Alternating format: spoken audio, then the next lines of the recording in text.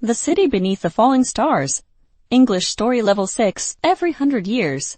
The sky above the province of Meloran filled with falling stars, streaks of silver fire that drifted slower than meteors, descending like lanterns released from heaven. Scholars traveled from distant kingdoms to study the phenomenon, but ordinary people saw it as a celebration of hope. Ilian, however, had a different purpose for watching the stars fall. He believed they marked the entrance to a hidden city. His grandfather had once spoken of a realm beneath the earth where fallen stars became souls of luminous stone. This city, called Lumorith, was said to protect a core of ancient light that maintained the balance of the world. Many dismissed the tale, but Ilian had always believed it, and when the stars began to fall again after a century of silence, he packed his travel gear and followed their glowing descent into the mountains.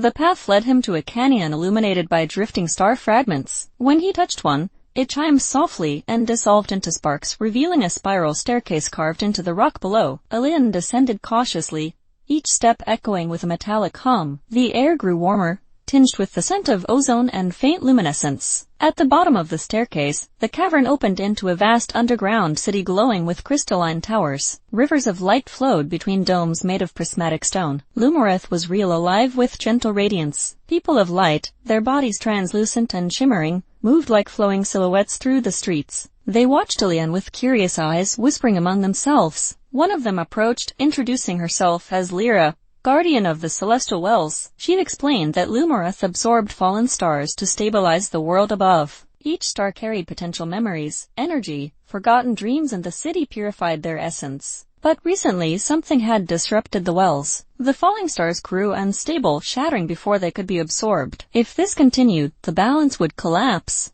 Lyra believed Ilian's arrival was no coincidence. His grandfather had once been a traveler who helped restore the wells during a previous crisis. Ilian carried traces of the same resonance in his blood, allowing him to interact with the wells without being harmed by their immense energy. Though unsure of himself, Ilian agreed to help. Lyra guided him to the heart well, a massive pillar of swirling brilliance that pulsed like a living heart. Cracks spread across its surface, leaking streams of unstable light. Ilian placed his hands upon it, feeling a surge of celestial warmth envelop him. Suddenly, visions flooded his mind, fragments of ancient memories showing a shadowy force feeding on disrupted starfall, stealing fragments of light to grow stronger. He followed the visions to the outskirts of the city, where a deep rift pulsed with darkened energy. A creature formed of fractured starlight emerged, its body flickering with shards of twisted brightness. It had been feeding on the stars before they reached Lumorith, corrupting their essence. Ilian felt fear grip him, but Lyra placed a steadying hand on his shoulder, reminding him of the resonance within him. Channeling the energy he had absorbed from the heartwell,